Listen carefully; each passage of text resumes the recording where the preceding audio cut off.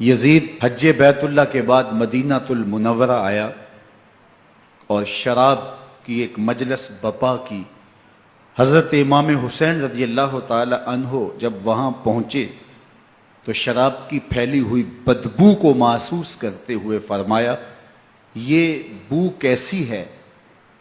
تو نشے میں دھت یزید بولا، یہ شام میں بنتی ہے، اور ایک جام منگوایا اور اس کو پیتے ہوئے دوسرا جام حضرت امام حسین رضی اللہ تعالی عنہ کی طرف بڑھاتے ہوئے کہا، ابا عبداللہ لیجئے۔ تو حضرت امام حسین رضی اللہ تعالی عنہ نے فرمایا، میں اس کی طرف دیکھتا بھی نہیں ہوں، اور پھر وہ عشقی اشعار پڑھنے لگا۔ جب یزید کی شراب نوشی کا منظر امام حسین رضی اللہ تعالی عنہ اپنی آنکھوں سے دیکھ چکے تھے تو مجھے بتاؤ یزید کے ہاتھ پہ امام حسین کا پاک ہاتھ کیسے آتا؟ حضرت امام حسین رضی اللہ تعالی عنہ جس ماحول میں پلے تھے، جس ماحول میں پرورش پائی تھی، جس ماحول میں رہے تھے، وہ پاکیزہ اور تقدس مآب ماحول تھا۔ اور یزید کبھی اطراف دمشق میں، کبھی غوطہ میں، کبھی الخضرہ محل میں، اور کبھی کہاں داد عیش دیتا رہا اور لہو و لعب کے اندر مصروف رہا، اور اس کی زندگی ان چیزوں سے عبارت تھی۔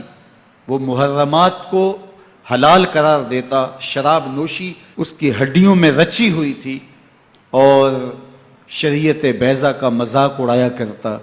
اور حسین ابن علی رضی اللہ تعالی عنہ کی دوستیاں جن لوگوں سے تھی وہ عبداللہ ابن عباس تھے، عبداللہ ابن عمر تھے، حضرت عبد الرحمن بن ابو بکر رضی اللہ تعالی عنہ تھے۔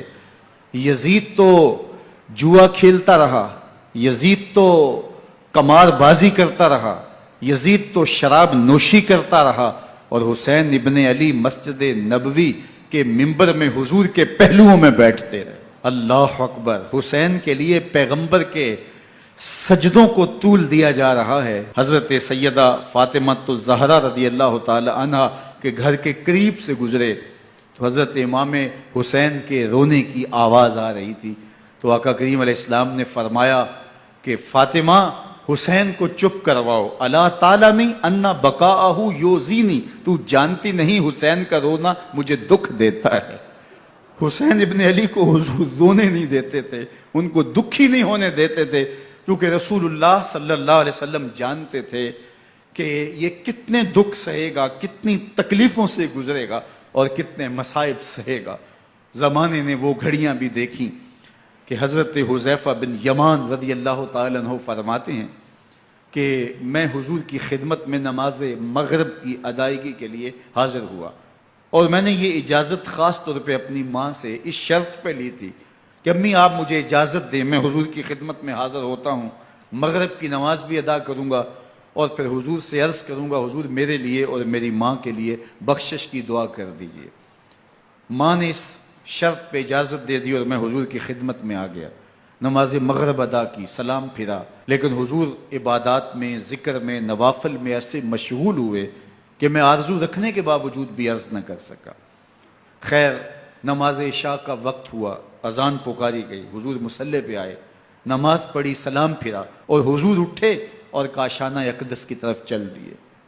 اب میرے دل میں یہ خیال رہ کے آ رہا تھا کہ ماں کو کیا جواب دوں گا، میں تو حضور سے بخشش و مغفرت کی دعا کروا ہی نہیں سکا۔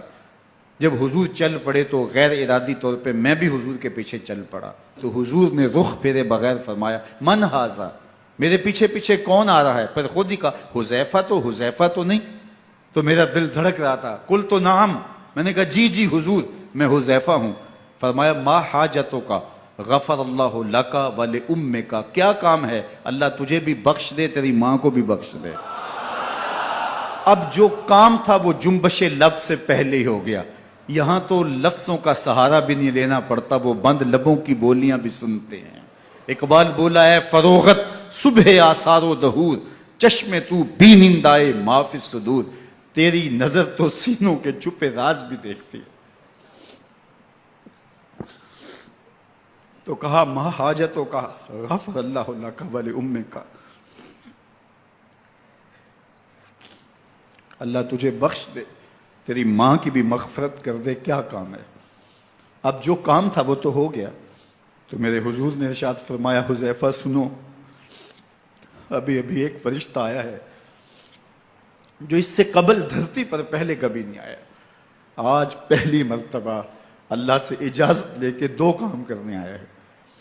ایک تو مجھے سلام کرنے آیا ہے، اور دوسرا خوشخبری دینے آیا ہے کہ آپ کی بیٹی فاطمہ جنتی عورتوں کی سردار ہے، اور حسن اور حسین جنتی جوانوں کے سردار۔